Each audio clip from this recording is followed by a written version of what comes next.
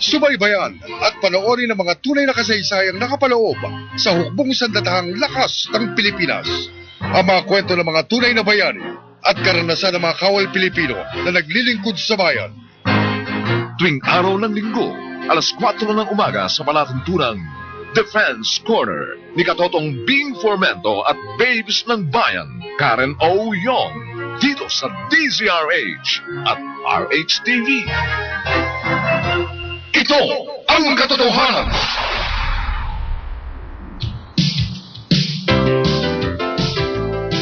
Alright, welcome pa rin sa FYI. Nako, napakaganda po ng katanungan. Ako'y nangingiti mula kay Zoraida ng Batangas. Ang mga miyembro po ba ng Textfire ay puro Chinese o may mga Pilipino din? Ay, hindi. Ang Textfire, lahat naman siguro. We have 230,000 members nationwide. 230,000? Yes, wow. Itong mga member nito, kahit sino pwede maging member ng Textfire. At yung mga fire volunteer naman, no, marami dyan, may Chinese, may mga Pilipino rin. Nagtutulungan.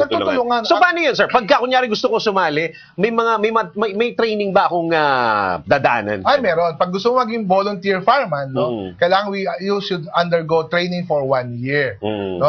Linggo-linggo ginagawa namin yan. Ano? Tapos meron kaming, pupunta kami sa National Fire Institute with the Bureau of Fire Protection. Tinutulungan kami doon at tinuturuan kami doon. Wow, yes. Sa Bureau of Fire Protection. Yes, and kagaya next week, no, meron kami ipapadala ng 32 na fire volunteers sa Taiwan naman. Sa Taiwan? Yes, to be trained for mga new techniques. Kasi may mga sarili din sila doon. Tapos yung sa atin, isi-share din natin sa mga Taiwanese. Yes, dalawang ano yan. Dalawang mutual sharing of ideas. Since na bati-bati na. Yes. Bati-bati na, mga Taiwanese at saka mga Pilipino. Yes. Okay, pahuling salita, sir. Pakikausap po ang mga kababayan po natin wherever he may be sa Luzon, Visayas, Mindanao pagdating po sa sunog. Unang-una, presence of mind, huwag tayo magpapanik. At mas importante yung buhay natin, lumabas agad tayo pag may sunog, lumabas sa bahay at tumawag sa nearest fire station at o kaya pwede i-text agad sa Textfire. Type nyo report, space, exact location ng sunog, send mo sa 09-186-888-888. Segundo lang, malalaman ng Bureau of Fire Protection at ng mga fire volunteers natin. Alright, yan ang katanungan mula naman kay Zoraida. Sana na-share namin, nabigay namin yung kasagutan sa iyong katanungan. Zoraida ng Batangas. Ako pa rin po, si Dennis Santenor Jr. para sa FYI. Sasamahan po tayo ng ating mga doktor na bisita ngayong gabi. Ang ating po mga kalunas din na doktor. Wala pong iba kundi sila. Doktora Lourdes Lapus Balcueva. Good evening, Doktora. At maraming salamat at kumbida mo ulit kami ngayong gabi. At syempre, nako Doktora, dahil nandito si Doktora Balcueva, nandito yung kanyang ex-boyfriend. Pero eto na yung kanyang pinakamatagal nang nakasama, di ba? For almost ilang taon na, Doktora? 48. 48? 42 pala. 42 years na. 42 years ng partner, di ba? Roommate. Wala pang iba kundi si Doc Ed Balcueva. Good evening, Doc Ed. At sa ngalan ni Doc Joey Vitito, ang aming CEO, na siguro parating pa lang galing Cebu, kami nagbibigay ng magandang gabi po sa inyo lahat para nga po may pagpahayag po namin ng magandang balita patungkol po sa kalusugan. Ayan, ako po si Doc Ed Balcueva. Good evening, Doc Ed.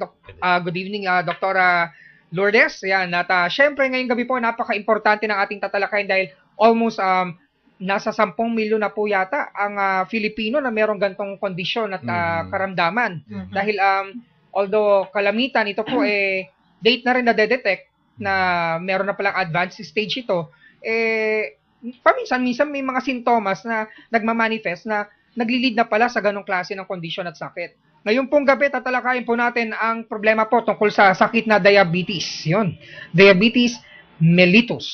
Bakit po ba tinawag tong diabetes mellitus, tong sakit na to?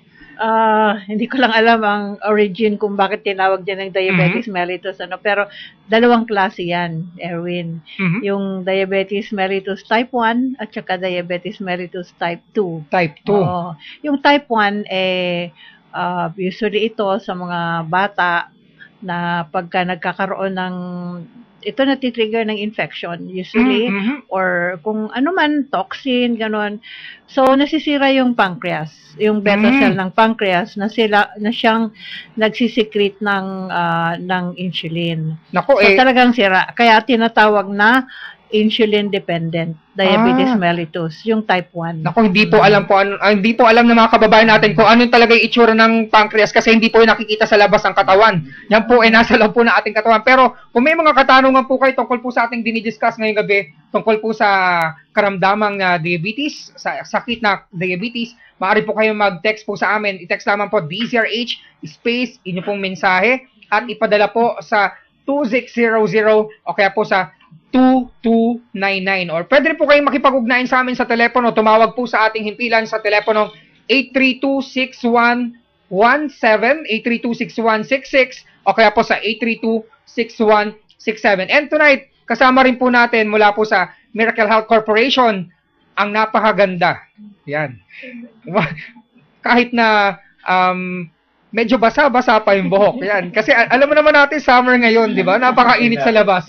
Ako, Grabe mo, napakaligo na maligo. Ako, minsan nakakadalawa-3 beses tayong maligo eh. Sa totoo lang. Doc, ay mukhang naaamoy mo ng pagkabango-bango yung katabi mo. Siyempre naman, dalaga ito eh. Would you help me introduce ng ating bisita ngayong gabi na panganay na anak ni Doc Joey.